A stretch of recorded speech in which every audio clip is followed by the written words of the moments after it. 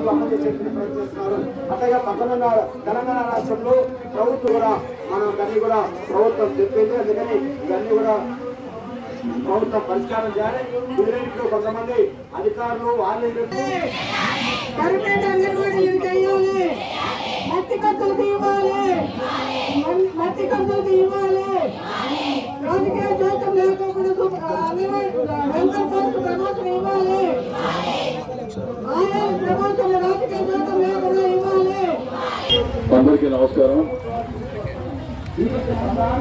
ఈరోజు ఈ కార్యక్రమంలో పాల్పంచుకుంటున్నటువంటి ఈ నాయకురాలు భారతి గారు, నాగేంద్ర గారు, అదేవిధంగా తెలుగుదేశం పార్టీ తరఫున ఇక్కడ వచ్చేసినటువంటి అంగన్వాడీ జిల్లా తెలుగుదేశం పార్టీ అధ్యక్షులు రమాదేవి గారు, నగరాధ్యక్షులు సుజాత గారు, రాష్ట్ర అంగన్వాడీ తెలుగుదేశం పార్టీ నాయకురాలు ఒడ్డే సరళ గారు, నగరాధ్యక్షులు విజయశ్వర రెడ్డి గారు, వసుంధర గారు, అదేవిధంగా వచ్చినటువంటి ఇతర టీఎన్టీసీ నాయకులు, మాజీ కార్పొరేటర్, అదేవిధంగా గోపాల్ గౌడ్, అందరూ కూడా నమస్కారం. వీణా గారికి అందరికీ నమస్కారం. ఇక్కడికి వస్తే 3 చోట్ల ధర్నా కార్యక్రమం పెట్టారు. ఇది లాస్ట్కి తుట్టదుదికి ఒక మంచి ఉద్దేశంతో రోడ్డు ఏర్పాటు చేశాం. విన్సెంట్ ఫెర్రర్ గారు విగ్రహం పెట్టి బయట నుంచి వచ్చే వాళ్ళందరూ కూడా ఈ రహదారి ట్రాఫిక్ గాంధీ బజార్లో ఇబ్బంది లేకుండా ఇట్లా పెడదాం అనుకుంటే తుట్టతుడికి సమస్యల కోసం పోరాడడానికి ఇది ఉపయోగపడుతుంది. దానికి కూడా నేను నిజంగా ఆనందపడుతూ ఉన్నా. కనీసం ఈ రకంగానైనా కానీ అందులో ప్రభుత్వానికి కూడా కృతజ్ఞతలు తెలియజేస్తున్నా. చిన్న ధర్నా చేస్తే, ఏదైనా నిరసన తెలియజేస్తే శ్యామనాలు మీకేయడం, అరెస్ట్ చేయడం, కేసులు పెట్టడం. మరి జగన్మోహన్ రెడ్డి గారు ఇంకా మంచి బుద్ధి జిల్లా పోలీస్ అధికారులు కూడా దేవుడు ఏమైనా ప్రసాదించడం, 3 శిబిరాలు ఉన్నా కూడా ఎవరిని కూడా విడిచి తొలగించుకోవడం, వాళ్ళకు కూడా ధన్యవాదాలు తెలియజేస్తున్నా. జగన్మోహన్ రెడ్డి గారికి, ప్రభుత్వానికి, జిల్లా పోలీస్ యంత్రాంగానికి, కలెక్టర్ గారికి. మనం ఒకటి ఆలోచించాలి.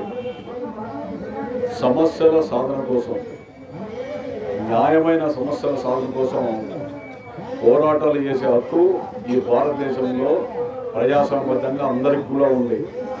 అది ఏ కులముడైనా, ఏ మతమైనా, ఏవి రంగాల్లో ఉన్నటువంటి వాళ్ళు కూడా రాజ్యాంగం కల్పించిన హక్కుని, ఆ హక్కుల్ని కాలరాసి మీరు నోరు విప్పితే కేసులు పెడతాం.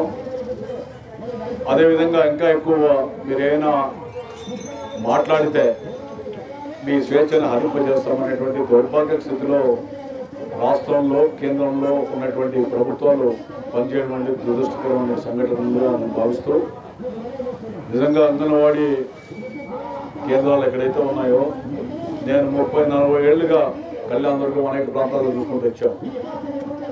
చిన్న పిల్లల్ని ఒక ఉపాధ్యాయురాలుగా కాకుండా తమ కుటుంబంలాగా, సొంత పిల్లల్లాగా ఆదరించి ఆయలు కానీ, వీరి యొక్క ముఖ్య సేవకులుగా ఉన్నటువంటి వాళ్ళు కానీ అందరూ కూడా తీసుకొని వచ్చి వాళ్ళ సంరక్షణ చూడడం అనేటువంటిది సమాజంలో ఎవరు కూడా, మీరు మాతృస్థానం కంటే మిన్నగా మీ దగ్గర ఎక్కువ గంటలు ఉండేటువంటి ఆ రుణాన్ని ఎవరు కూడా తీర్చుకోలేనటువంటి ఆ యొక్క కర్తవ్యంగా నేను భావిస్తూ ఉన్నా.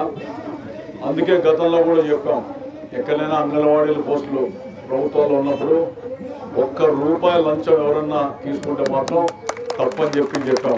రాజకీయ నాయకులు ఎవరైనా కూడా అపాయింట్మెంట్లు కూడా ఉన్నటువంటి ఆర్థిక పరిస్థితిని బట్టి, అదేవిధంగా కుటుంబ స్థితిగతులను బట్టి కూడా గత ప్రభుత్వాల్లో నిర్ణయించిన విధానాన్ని గుర్తు చేస్తున్నాం.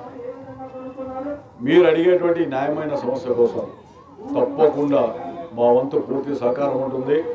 నిజంగా ఈరోజు కార్యాలయాలకు పోయినటువంటి కొంతమందికి లక్షలాది రూపాయలు జీతాలు తీసుకుంటాడు. మీరు అడిగేది 26,000 రూపాయలు జీతం అంటే అది పెద్ద సమస్య కదది. ఎవరైనా ఇవ్వాల్సిందే. కేంద్రమైన, రాష్ట్రమైన తల ఒక్కి మీ యొక్క న్యాయమైన డిమాండ్ని అంగీకరించాల్సిందే. దేశవ్యాప్తంగా, అందులో మన రాష్ట్రంలో ఇంత ఉగెత్తున మీరు చేసినటువంటి ఉద్యమం అనేటువంటిది ఈ యొక్క ఉసురు రాజకీయ నాయకులకి, ప్రభుత్వాలకు తప్పకుండా కొట్టుకుంటుంది. ఎవరికైనా దీనికోసం పోరాడదాం.